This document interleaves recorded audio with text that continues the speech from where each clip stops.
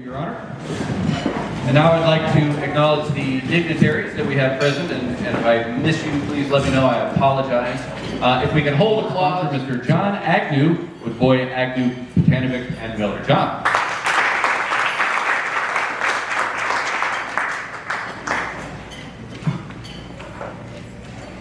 First, kudos to Lauren. That is a super impressive list of sponsors. The list is much longer than when I was standing up here about 10 years ago. So congrats to her. Thank you, Spencer.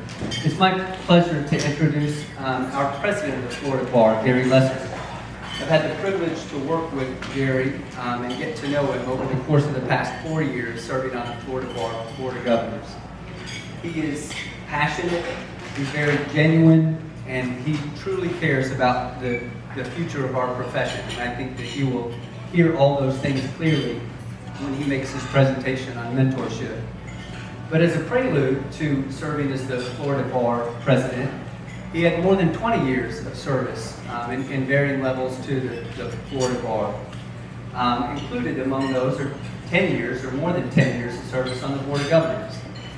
And it's not something I think that a lot of folks know. I certainly didn't fully appreciate it before I showed up. I like to think that I enjoy getting my hands dirty and doing a lot of work, and I do, but I was surprised at the amount of work it was when I showed up at the Board of Governors. And I say that because Gary did it for 10 years before he volunteered to now spend 50 to 60 hours a week serving in a volunteer capacity as your president.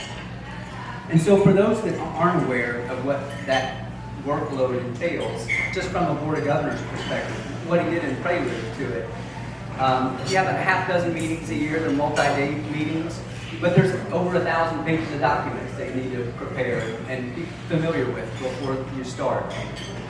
There are, in the interim, all kinds of committee meetings and task force meetings and various other appointments and other duties and responsibilities. So every single week you are doing something, and it's something that you do out of pocket. The Florida Bar doesn't pay for that. You, as an individual or your employer, pays $10+ thousands of dollars a year in order to cover all those related expenses.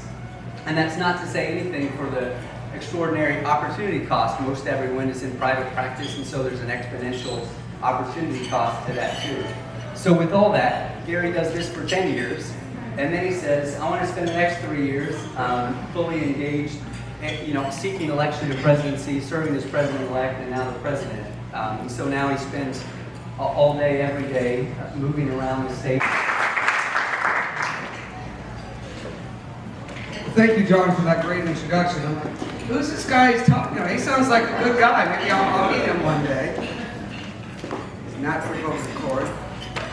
So, thank you, John. And just so you know, what he said was true. Service on the Board of Governors ends up being a lot of time. And we do anything really worthwhile, right, in the day that we choose to do. Being married, having children, our involvement, wherever we place it. Anything really worthwhile is going to take some time. And a little bit of sacrifice. And servantship and involvement level, we're at 50-50. The Florida Bar Committee members and chair people, about 50-50, because that's where the leaders are. So, it's something you're going to hear more about next year. In terms of priorities, I want to talk to you briefly about the Special Committee on Professionalism. So, you run to be bar president, and that's quite an experience. I had dark hair when I started that process, and then you're president-elect for a year. And if you're really smart, that's when you kind of set your table for what you want to do in your year as president. And I saw people who got sworn as bar president. What's changed since I was a new member on the Board of Governors who never thought about being president of the bar to today? Well, COVID happened. Can you imagine being a brand new lawyer, getting your email, and you're going to be a lawyer now, and you're sitting by yourself in your house or your apartment? There's no one there to help you. No one. You're really on your own. And if you are new a lawyer who didn't secure outside employment, and you're working on your own, or maybe you went to work with a friend of yours, you're really on your own. So now we're meeting like this again, but what else has changed? I remember being a younger lawyer. It was a very long time ago, but I remember pretty well.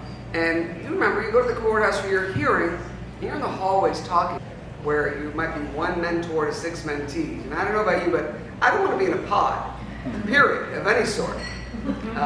We made a recognition that mentorship is most effective when it's one-on-one and you're able to actually build a relationship. Most mentorship programs fail. They fail on the mentor side because us older lawyers, or I'd say us more experienced lawyers, we want to tell our war stories. Yeah, one time I had this case, and there's 4 lawyers against me, and I forgot to put my socks on, and it rained, and I walked uphill, and I was brilliant. Let me tell you what I did that day. Newer lawyers don't want to hear that. Maybe more than new lawyers don't want to hear that. We like our war stories, they're not helpful. It fails on the mentee side. If you're a brand new lawyer and you're on your own, they turn out to not be so intelligent. I wondered, why would the Chief Justice of the Arizona Supreme Court lead an effort to vacate and to get rid of a number of their ethics rules to do this? And, because I tried to start from that point of view. And he looked at it as a patient, the relationship between the legal profession and the general community. And he decided that that patient was dying. And when a patient is dying, you go with my friend, who's the CEO of our chamber in Palm Beach County, he says, Gary, we have a small business council. They really benefit from that. We have small business owners who sign leases and other agreements that cause them financial direct responsibility and they don't even know. So that's something that we started pushing out. But it's got to be more than that. So the problem is, we study it and we study it and we study it. We had a recommendation that addressed this situation head on in the late 1960s. Prepaid legal service plans. Is anyone from? Don't leave me hanging. No questions? Well, in the back. Why do you suppose you don't see much advertisement for the prepaid legal services? It's a great question. Did everyone hear it? Because they're not sure what they can do under the rules. They're not sure if they can. What are they? How are they treated under the rules?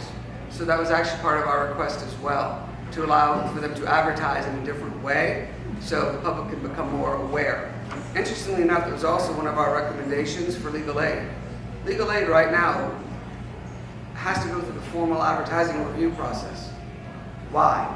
They shouldn't. The rule says if you are a pecuniary gain, you have to go through the process. So we made a recommendation for a rule change to remove legal aid organizations from the pre-approval and allow them just to start directly communicating. What legal aid finds out is people get to them too late.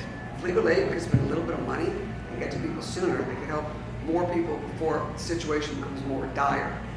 And similar for the prepaid legal service plan, they're not sure what they are under our rules. They're not a lawyer referral service, and they're not a law firm. So we asked for a rule clarification that would allow them to advertise, making very clear who they are. It's a good question, thank you.